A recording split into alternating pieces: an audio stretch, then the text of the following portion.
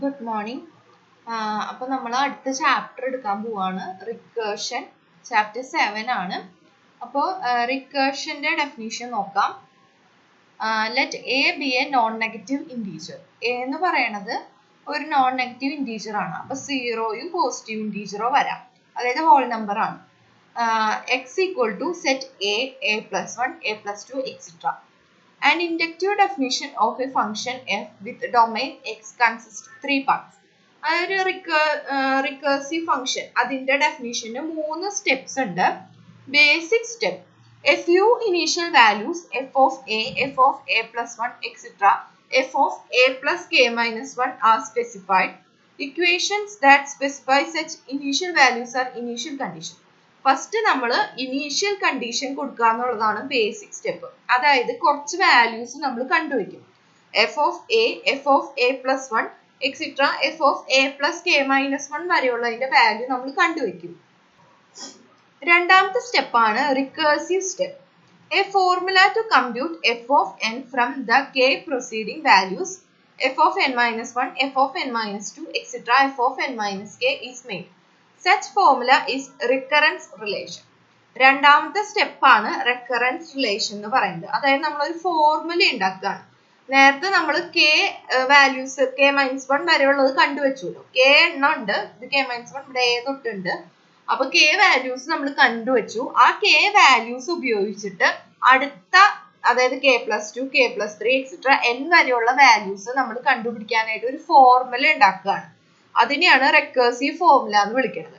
Third step: only values thus obtained are valid functional values. അങ്ങനെ മൂന്നാമത്തെ step എന്ന് പറയുന്നത് നമ്മൾ ആ ഫോർമുല ഉപയോഗിച്ചിട്ട് വാല്യൂസ് കണ്ടുപിടിക്കുക എന്നുള്ളതാണ്. ഓക്കെ, അപ്പൊ നമ്മൾ റെക്കറൻസീവ് അല്ലെങ്കിൽ ഒരു റെക്കറൻസ് ഫങ്ഷൻ എന്ന് പറഞ്ഞു കഴിഞ്ഞാൽ നമ്മൾ ആദ്യം തന്നെ കുറച്ച് വാല്യൂസ്, ഇനീഷ്യൽ വാല്യൂസ് കണ്ടുപിടിക്കും. അതായത് ഇപ്പൊ F of A plus 1, etcetera അങ്ങനെ. അതായത് ഇപ്പൊ 0 മുതലാണെങ്കിൽ 0, 1, 2 അങ്ങനെ അത്യാവശ്യം ബേസിക് വാല്യൂസ് കണ്ടുവയ്ക്കും. അതായത് ഇപ്പോ എഫ് ഓഫ് 0ഉം 1ഉം 2 നമ്മൾ കണ്ടു എന്ന് വിചാരിക്കാം. നമുക്കിനി 3 മുതൽ ഒരു 10 വരെയുള്ള വാല്യൂസ്, n 10 ആണെന്ന് വിചാരിക്കാം, 10 വരെയുള്ള വാല്യൂസ് കാണുന്നുണ്ടെങ്കിൽ നമ്മളൊരു ഫോർമുല ഉപയോഗിക്കും. ആ ഫോർമുലയിൽ നമ്മൾ കണ്ടുവച്ചിട്ടുള്ള നമുക്ക് ഇനീഷ്യൽ വാല്യൂസ് അറിയാവുന്നത്, അതായത് 0, 1, 2, അത് ഉപയോഗിച്ചിട്ട് നമ്മൾ എഫ് ഓഫ് 3 കാണാനായിട്ട് നമ്മൾ എഫ് ഓഫ് 2ഓ 1ഓ 0ഓ ഉപയോഗിക്കും. എഫ് ഓഫ് 4 കാണാൻ നമ്മൾ എഫ് ഓഫ് 3യുടെ വാല്യൂ ഉപയോഗിക്കും. അങ്ങനെ പ്രീവിയസിന്റെ വാല്യൂസ് ഉപയോഗിച്ചിട്ട് n വരെയുള്ളതിന്റെ വാല്യൂ നമ്മൾ കണ്ടുപിടിക്കുന്നതിനാണ് റെക്കറൻസ് ഫംഗ്ഷൻ എന്ന് പറയുന്നത്.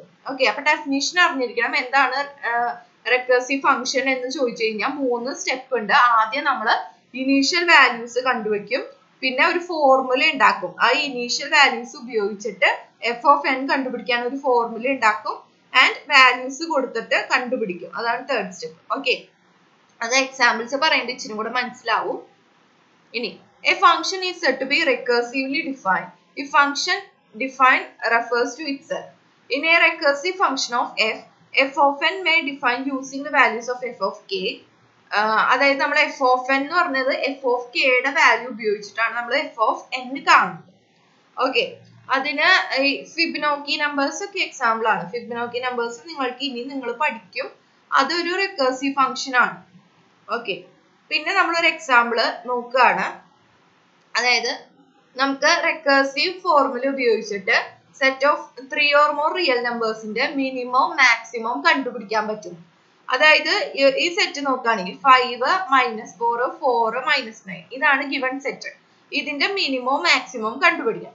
അപ്പൊ നമുക്ക് ഒറ്റയടിക്ക് പറയാൻ പറ്റും മിനിമം എന്ന് പറയുന്നത് ഏറ്റവും ചെറുത് ഇതിലേതാണ്, -9 ആണ്.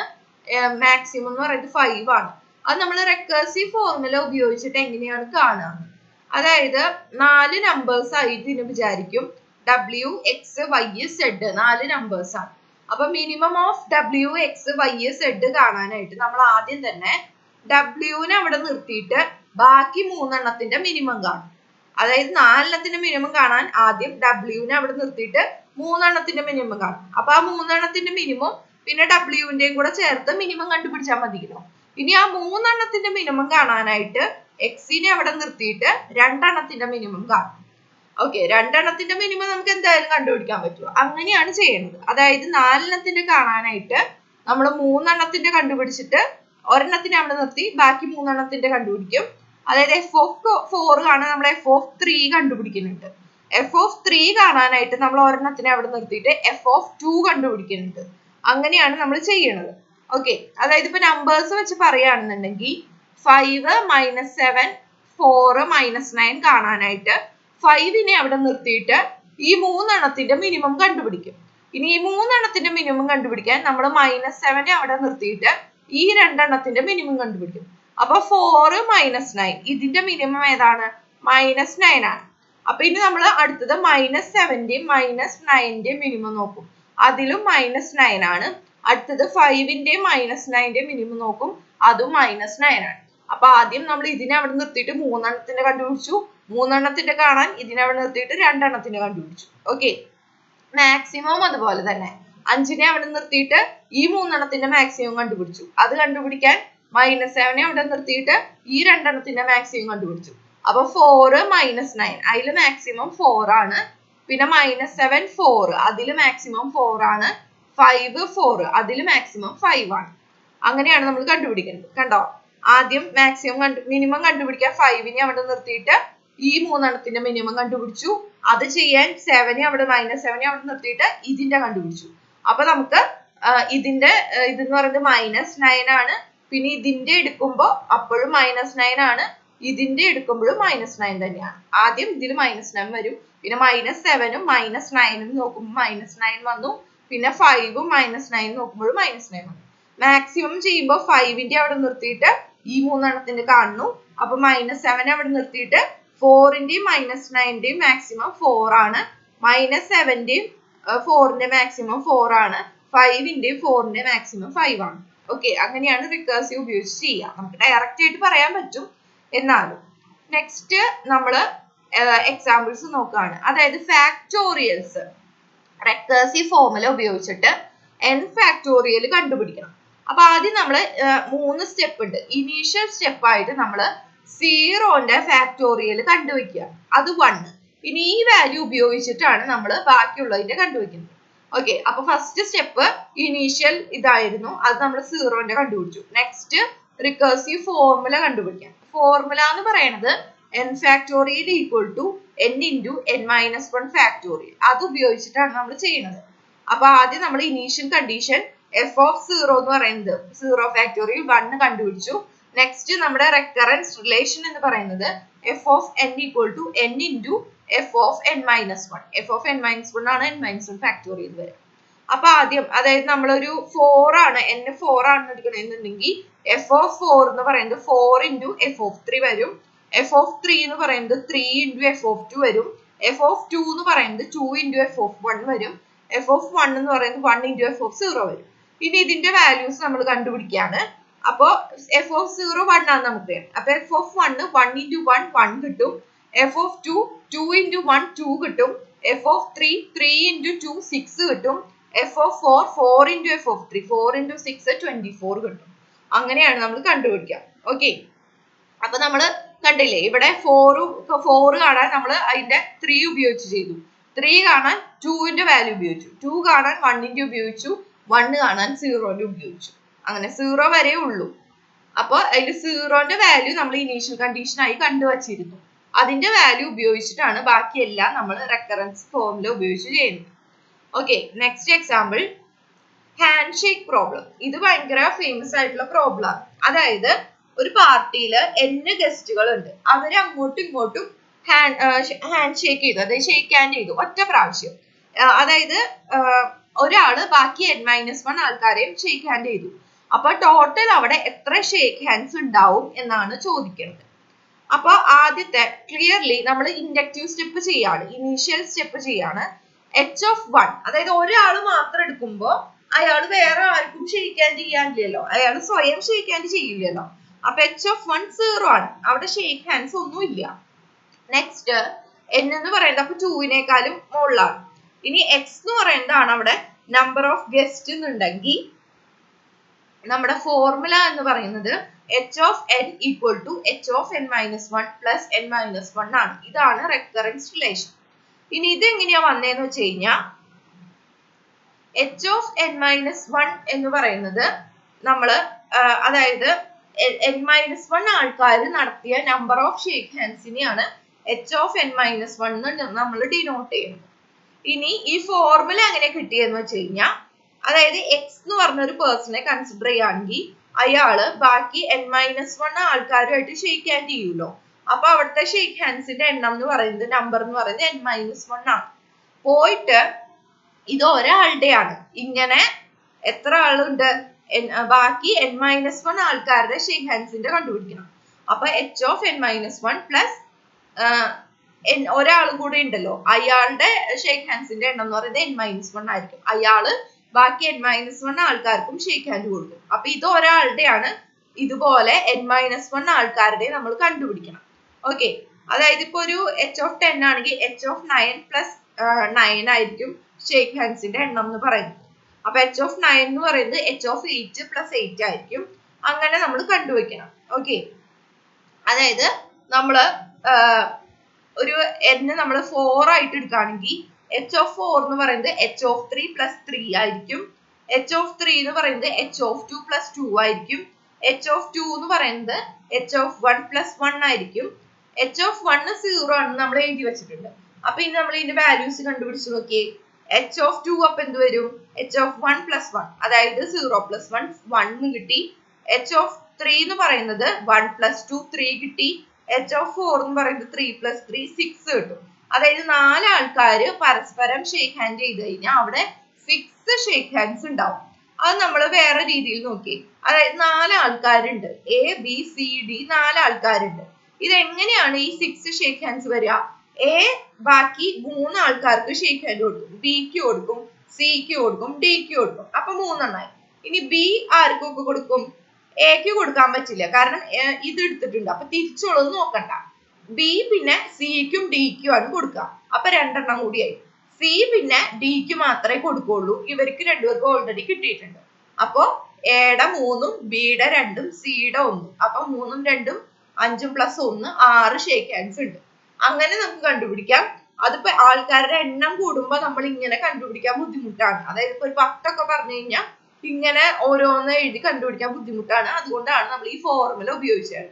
അപ്പൊ ഷേക്ക് ഹാൻഡ്സിന്റെ ചോദിച്ചു കഴിഞ്ഞാൽ n ആൾക്കാർ പരസ്പരം ഷേക്ക് ഹാൻഡ് ചെയ്ത് കഴിഞ്ഞാൽ h of n-1 plus n-1 എന്ന് പറയുന്നതാണ് ഫോർമുല.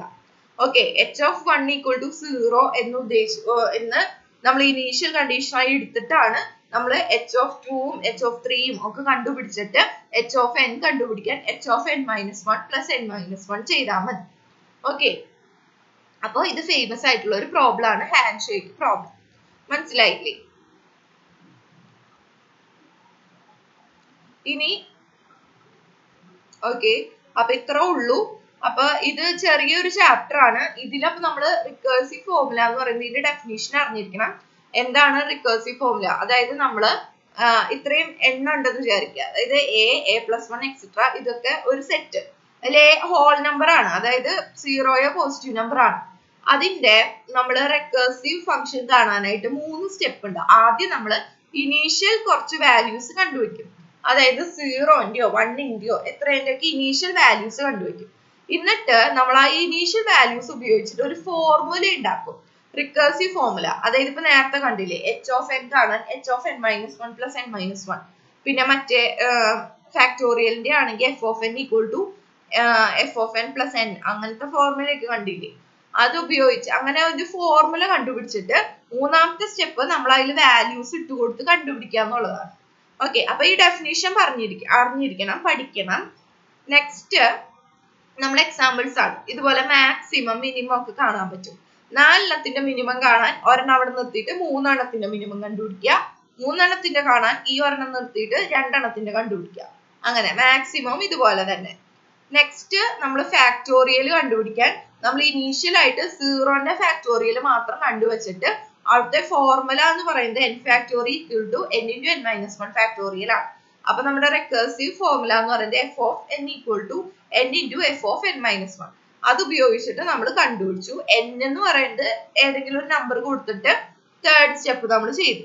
n ചിലപ്പോൾ തന്നിട്ടുണ്ടാവും, ഇത്ര ആൾക്കാരുടെയാണ് കണ്ടുപിടിക്കേണ്ടതെന്ന് പറഞ്ഞിട്ട്. ചിലപ്പോൾ 10 ഫാക്ടോറിയൽ റെക്കേഴ്സീവ് ഫോർമുല ഉപയോഗിച്ച് കാണാനൊക്കെ ആയിരിക്കും ചോദിക്കാം. അടുത്തത് ഫേമസ് ആയിട്ടുള്ള ഹാൻഡ് ഷേക്ക് പ്രോബ്ലം ആണ്. n ആൾക്കാർ പരസ്പരം ഷേക്ക് ഹാൻഡ് ചെയ്ത് കഴിഞ്ഞാൽ എത്ര ഹാൻഡ് ഷേക്സ് ഉണ്ടാവും? അപ്പൊ ഒരാള് മാത്രമാണെന്നുണ്ടെങ്കിൽ അവിടെ ഷേക്ക് ഹാൻഡ്സ് ഒന്നും ഇല്ല, അതുകൊണ്ട് 0 ആണ്. ഇത് നമ്മൾ ഇനീഷ്യൽ കണ്ടീഷൻ ആയി ഉപയോഗിച്ചിട്ട് ബാക്കി n ആൾക്കാരുടെ കണ്ടുപിടിക്കുമ്പോൾ ഫോർമുല എന്ന് പറയുന്നത് h(n-1 + n-1). അതായത് ഒരാള് മാത്രം എടുക്കുകയാണെങ്കിൽ അയാള് ബാക്കി n-1 ആൾക്കാർക്കും ഷേക്ക് ഹാൻഡ് കൊടുക്കും. അപ്പൊ അവിടെ n-1 ഷേക്ക് ഹാൻഡ്സ് വരും. പ്ലസ് ബാക്കി ഇതുപോലെ ഇത് ഒരാളുടെയാണ് പറഞ്ഞത്, ഇതുപോലെ n-1 ആൾക്കാരുടെ ഷേക്ക് ഹാൻഡ്സും കണ്ടുപിടിക്കണം. ഓക്കെ, അത് നമ്മള് n ഓരോ വാല്യൂ ഉപയോഗിച്ചിട്ട് h(1 = 0) ഉപയോഗിച്ചിട്ട് h(2) h(3) ഒക്കെ കണ്ടുപിടിച്ചിട്ട് n എത്രയാണോ വാല്യൂ അത് ഉപയോഗിച്ച് ചെയ്യാം. അതായത് ഇപ്പൊ 4 ആൾക്കാരുടെ ഷേക്ക് ഹാൻഡ്സ് ആണെന്നുണ്ടെങ്കിൽ നമുക്ക് ടോട്ടൽ 6 ഷേക്ക് ഹാൻഡ്സ് കിട്ടും. അത് നമ്മൾ ഇങ്ങനെ ഉപയോഗിച്ച് ചെയ്താൽ മതി. ABCD ആണെങ്കിൽ A 3 ആൾക്കാർക്ക് കൊടുക്കും, B 2 ആൾക്കാർക്ക് കൊടുക്കും, C ഒരാൾക്ക് കൊടുക്കും. അതായത് നമ്മൾ A B എടുക്കുകയാണെങ്കിൽ പിന്നെ B A നോക്കേണ്ട കാര്യമില്ല.